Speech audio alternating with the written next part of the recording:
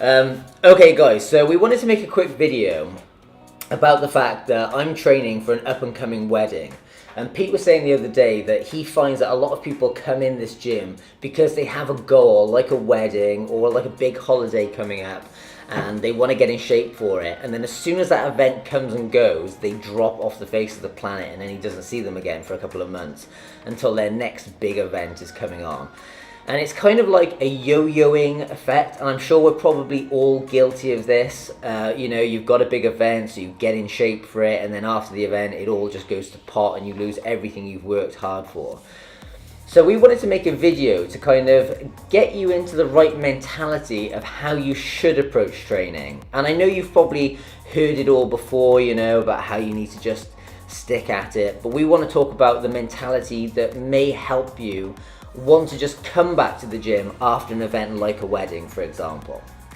So essentially how to stay in shape after you've reached the goal. In your case, your wedding. So we started training together at the beginning of March.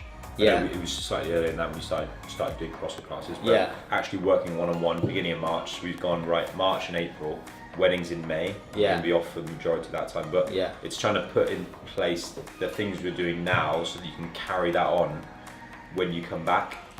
Back end of May or beginning of June, and keep that momentum going, so you don't feel like you just built up to this massive peak and then there's a drop off afterwards. We've actually built something in place which we're going to document now.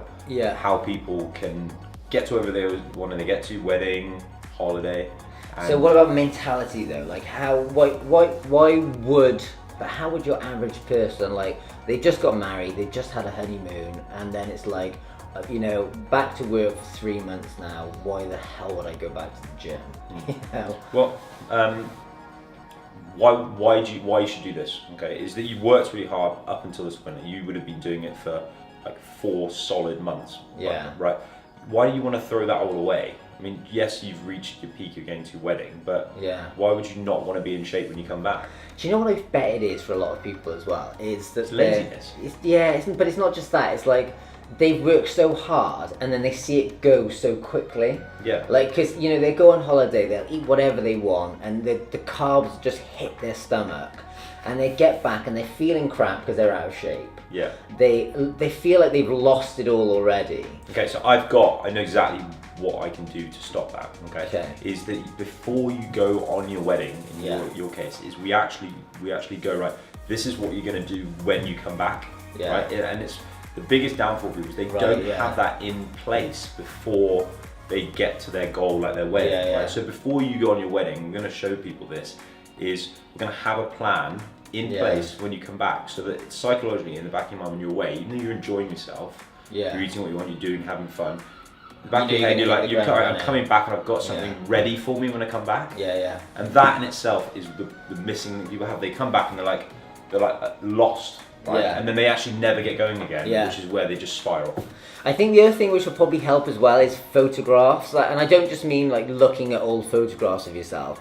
I mean, something I've been doing is getting up and taking pictures of my body transformation. And it'd be good for you to kind of continue that after your goals as well. So you can go, okay, how much worse have I actually got over the honeymoon or whatever the event is that you're looking forward to? And you can see, okay, it's not as bad as I thought, or okay, that's pretty bad. That's probably going to be the case with me. And you're going to look at it and go, right, now I need to pick that up again. I think actually taking weekly pictures of yourself, even if it's just setting an alarm in your phone to go off once a week or twice a week or even every day, is a really good thing to keep you motivated, because it's kind of like a little reminder every day of what you're working towards. It's like basically all we're talking about here is goals, but it kind of boils down to how you are going to set those goals for yourself. And visual reminders are very powerful things. Often you'll find people go on really extreme diets because they'll look at a picture of themselves and go, oh my god, I look so fat or whatever, and then they get on it. If you're taking daily pictures of yourself in a kind of almost scientific manner, with you just standing up against the wall in the morning with some boxers on or whatever, that is a really good thing just to keep your motivation going. And as difficult as it may seem, you can just have a camera set up ready to go, and every morning click, get out of bed, do your own thing, Measurements as well. Measurements. Weigh-ins, whatever you think, whatever motivates you to keep the momentum, right? And it's consistency which people lack. Yeah, and I think with all of this, something else which we're going to go into in another video as well is Pete's got me on a different diet to what I would usually do. Usually my diets were crash diets where I'd, eat one square of chicken, and then when I feel like I'm going to faint, I eat another one. Those are the kind of diets I used to go on. And Pete's got me on, it's just much more sustainable, just more calories. You might find that if you hate diets, you're just not eating enough, So once you've got a diet that you find absolutely sustainable, you won't find it as hellish going back to it. That was the thing with me, is I would just starve myself from Monday to Friday. And then on the weekend, I'd be like, it's a cheat meal. A cheat meal would turn into a cheat day. It would turn into a cheat weekend. And then the cheat weekend would start Thursday night and, would begin again Monday lunchtime. I think there's a lot of people out there who know exactly what I'm talking about when I say that. And I think if you've got a more sustainable diet, then it's just, I'm not thinking to myself, oh no, I'm on a diet. I'm thinking this is fine. I can actually manage this. So it might be a case, and we're going to touch on this in another video, but it might be a case that your diet's just not quite right as well. Yeah, so that's something you'd agree with? Yeah, we'll talk about that, about how we sorted yours out, what exactly we've done to make it sustainable, and how it's going to lend to just leading into the wedding, you feeling good about yourself. So that's pretty much it, isn't it? It's kind of like having a diet that you're not going to dread coming back to. Having something like daily pictures you can be held accountable to. A lot of people weigh. What is your opinion on weighing? It's good every now and again, but it's not truly reflective. I think measurements are better, pictures are better. Yeah. Because your shape could change, but your weight could actually go up. Yeah, like my weight's gone up, but I know I've got less belly fat. Like, that's what it's all about, right? It's about your belly fat. No one actually cares about going up in weight. You just want to look slimmer. And you can look slimmer and get heavier by, especially doing things like CrossFit, you'll put on muscle. And again, I don't want to freak out all the women out there who are like, oh no, I don't want to look like a bodybuilder. You don't look like a bodybuilder, you will just get a little bit more muscular overall, and it will just make you look leaner. So that's something else. So weighing I'm not a massive fan of, but having things like pictures are good. Oh yeah, and then the other one, having a good training plan in place so before you go on your wedding or your honeymoon or whatever, having something in place, almost like a training session in the diary for 2 days after you get back. So you just have to go and do that.